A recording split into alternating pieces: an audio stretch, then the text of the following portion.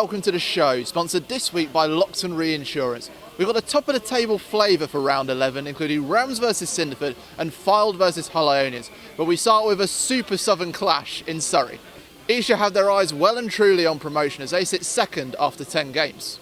But Old Albanian have matched them almost step for step throughout October and November. Looking to flex their muscles early on. Morley. As Peters. Now he moves quickly. Rowland finding a gap, looking to offload. He doesn't need any help though. Dan Rowland gets his 6th try of the season, and we've only played 4 minutes. Looks fun. Oh, he slips away. He's looking for the gap in the scrum half. He's going to go all the way. McFun has been magical with his feet so far. He's had little opportunity, but when he has it, he strikes. Well, the team with the man advantage against them of scoring. I've seen that so many times already. Esher quick out the breakdown, moving to the corner and scoring.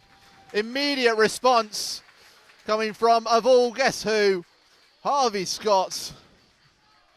Now they drive, moving quickly. Still on their feet. Advantage coming as well for them, but they don't need it. A second try in 2 minutes, a third of the afternoon. Another one for the hooker, Andy Hamilton, his 3rd of the season. And all of a sudden it's looking rosy for Esher right now. Fun. That's the DeFeo. Lots of options on that far side. Watts all the way out and looking for Ilston.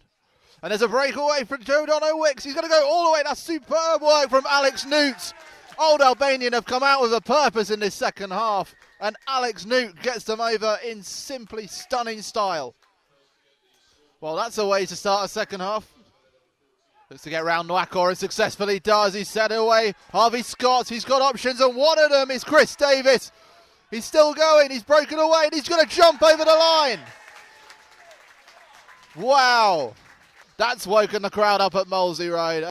Well, Chris Davis was never going to give up. As soon as he got the ball from Harvey Scott, he powered those legs and pumped through that Old Albanian defence till he found the try line, and he has Morley, who he'll find. The centre's working out, finds the fullback, and there's the winger. This could be absolutely brilliant from Esher, and it certainly will be. Harry Lang, he's been a demon down that left swing for Esher all afternoon, and he finally gets his reward. Ilston pushing his way towards the 22. Loud, quick hands to Jones, and again it finds Alex Ricky. He's trying to break away. One more to go, and that is a simply brilliant try. Alex Ricky finishing off the move. Well, Dan Watt makes the deep run. Loud, oh, it's intercepted though by Lavin. This time the fullback will get his score. Old Albanian were playing with fire and they got their hands burnt. Superb, scintillating, stylish rugby from Esher in National 2 South. Esher are really starting to rock and roll, and they are causing some rumbles at the top of National 2 South. And you finished off what I think was probably the try of the game. Just talk me through it, to that move, from the scrum all the way to you finishing it off. So we spoke about getting it wide early, then just having a crack, to be honest, and then lovely pans from Jack, and then as soon as I got it, could see the line, so just head down and then get over the line. Absolutely. 5 from 5 for Esher as well. Still second, I think, after Red Roof's result. Things are looking up at the moment for Esher. Yeah, we just spoke after the game about the next block for us, and then building some momentum into some important games. So, like you said, build some momentum, and then hopefully we can push on and push to the top of the league. Yeah. The word promotion been said yet in the dressing room? Not directly, but I think those ambitions are something we are looking for. So the way we're going is definitely in the right direction. Our National 1 focus takes us back to Rams, who are looking to return to 3rd place. The last meeting between these sides was just before lockdown and saw them separated by just 2 points. And with so much at stake, it was a tetchy start with a penalty apiece after 15 minutes. In a meeting of 2 of the highest scoring packs in the league, first Ollie Taylor and then George Porter went over from Mauls. And in such a tight game, goal kicking was always going to be key, but after Nathan Taylor's try for Cinderford, Liam Hemming's boot let him down. Rams rung the changes after the break, bringing on London Irish loanee Tarek Hafar, who helped to create space for Henry Bird to take flight. And those fresh legs helped drive Rams towards a crucial penalty try. Cinderford threw everything they had at Rams in the closing stages, but it wasn't enough. 2 points in it again. Here's the rest of the action from National 1, starting with the Friday Night Lights on the other side of the Thames. Rosslyn Park are well and truly back into their stride as Ben Howard grabbed a hat-trick in their 9-try display under the floodlights. Blackheath's poor form was truly exposed, limited to just 2 tries as Frederick Owen crossed after the break. There was a big win for another top 5 side in Chinner, Jason Worrell starting their 4-try haul at the Sycamores. Leeds Tykes were left with nothing, but did produce a brilliant moment to send Andrew Lawson over for 3 tries in 2 games. In the southwest, Cambridge put on a ruthless display to give Plymouth Albion no opportunities, Joe Green scoring their first. Richie Williams' side are now unbeaten in their last 7 games. Kwaku Asiedu's brace the cherry on top of their latest win. Bishop Stortford got back to winning ways following disappointment at Cinderford, scoring 5 tries including Chris Smith's sweeping move. They limited Birmingham Moseley to a Harry O'Brien penalty as Cole Swannock scored in consecutive games. At the Slade, Tunbridge Juddion's physicality got them back into the game, referee Neil Chivers awarding a penalty try to be within 1 point. Darlington Mowden Park's Ollie Hodgson had other ideas though, as this moment of creativity ensured the victory for the visitors. Promoted sides met at Veritas Park, and what a game it was.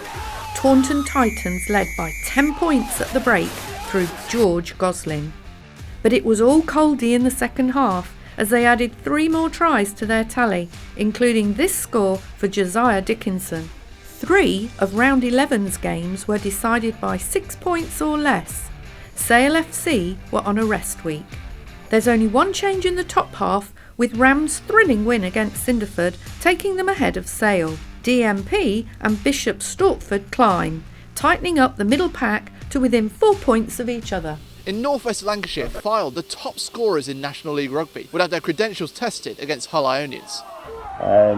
Tough conditions, it was wet and it was windy, which meant that we had to adapt our game a little, and maybe didn't play the expansive rugby that our supporters are used to. But nonetheless, it was a good game and we performed well. I think we controlled the game for the majority. Both teams defended really well, and it took some creativity to break each other down. Fortunately, Fylde created more chances and finished them off than Ionians did, and managed to get the victory. Hull Ionians were always in the game throughout. It was only the last sort of 5 minutes or so where the result was really decided. So a really tough battle, and a great game for the Sporting. Here's the rest of the action from National 2 North, including a brand new derby in the West Midlands.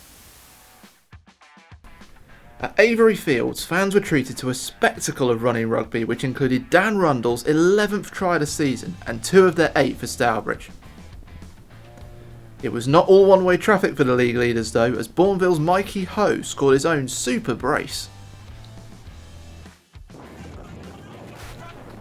In a clash of the chasing pack, Sedgley Park took the early initiative with 2 tries in the first 12 minutes, the second scored by Tom Ailes. But Hull took control of the game thanks to fly half Simon Humberson, whose drop goal on the hour gave them a lead they would not yield. It was also a winning day for Rotherham Titans, new head coach Adam Byron seeing his side score 6 tries at Clifton Lane. The result gave Tynedale back-to-back losses for the first time since the start of October, Guy Pike grabbing a second half consolation. Another Yorkshire team had a good day in Wharfdale, who were 14-3 up at the break through scoring sensation Rhian Hamilton. But they had to battle to fend off Chester, who got back into the contest through Carl Joseph's score, but fell to a first defeat in 4.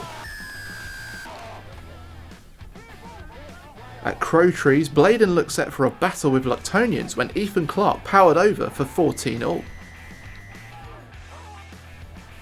But the visitors immediately made sure they took 5 points on their 270-mile journey home, Owen Randall scoring the third of 6 tries. Another thrilling contest appeared to be brewing when Harrogate strode ahead through this steamroller of a maul from Tom Baxter to finish. When injuries forced the game to uncontested scrums though, Loughborough students opened up as Will Sanders grabbed the brace in the bonus point win. And 36 miles away, the visitors were on course for victory when James Newman powered over a third try of the afternoon. But Gareth Lewis's boys never gave in, and quick thinking saw Callum Thompson charge over in the last minute for scenes of absolute joy. In the other top of the table clash, Hull edged out Sedgley Park through Simon Humberston's sensational performance. Read about all the action in the Rugby paper. There were significant shifts at the top as Hull and Fylde's victories mean they push Sedgley down to 4th, but there's not much change below with Luctonians and Huddersfield climbing away from the route. And let's finish where we started in National 2 South, including the league leaders' 300-mile trip to Kent. But Redruth were not travel weary, putting 4 tries past them, including Jack Alton's 7th score of the season. Fans at the Marine Travel Ground did have something to cheer when Cian Braithwaite secured a losing bonus before the whistle. It was a much easier affair on the island as Guernsey ran in 10 tries against Westcliff, club stalwart Luke Sayer grabbing the 6th. Such is the visitors' injury crisis that Raiders loaned them 4 of their reserve team players, enough to give them 1 try on the day. At the Rugby Park, Henley Hawks ended the competition in 35 minutes, Ruben Norville scoring in consecutive games for the 3rd try of 5. It puts Rochford 100 on 4 losses in a row, but George Elliott did give the home fans a final flurry here.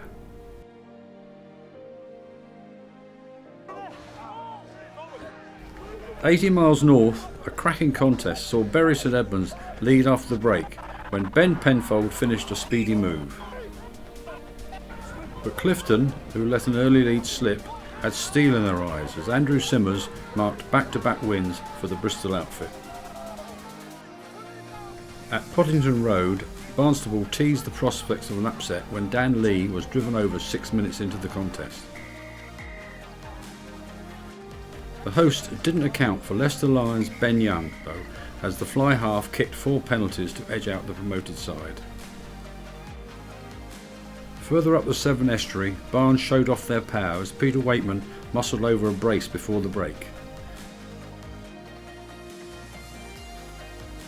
But the second half belonged to Ding's Crusaders, and substitute scrum half Tom Wright wriggled under the defence for a last-minute draw.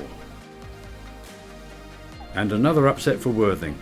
The West Sussex side put on a thrilling display in the first 40, Levi Davis's first of 2 tries the pick of the bunch. But Hinckley have a giant-killing reputation, and Toby Baldwin bundled over before Joe Wilson kicked 13 points for a tight win. Certainly a good day to be a travelling fan in National 2 South. 6 of the 8 games saw the visitors take points from their opponents. It's become even tighter at the top with just 11 points between the top 8.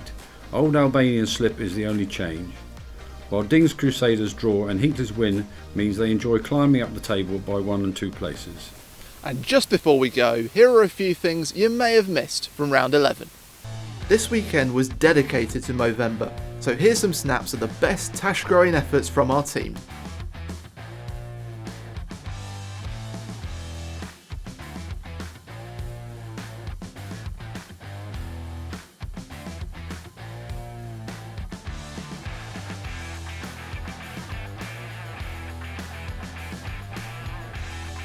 Great work guys, it's helped raise more than £5,000 for a fantastic cause.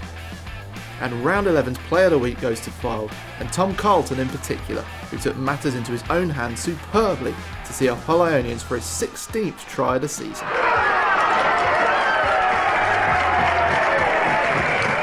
That's it from Surrey as Esher excel once again. See you next week.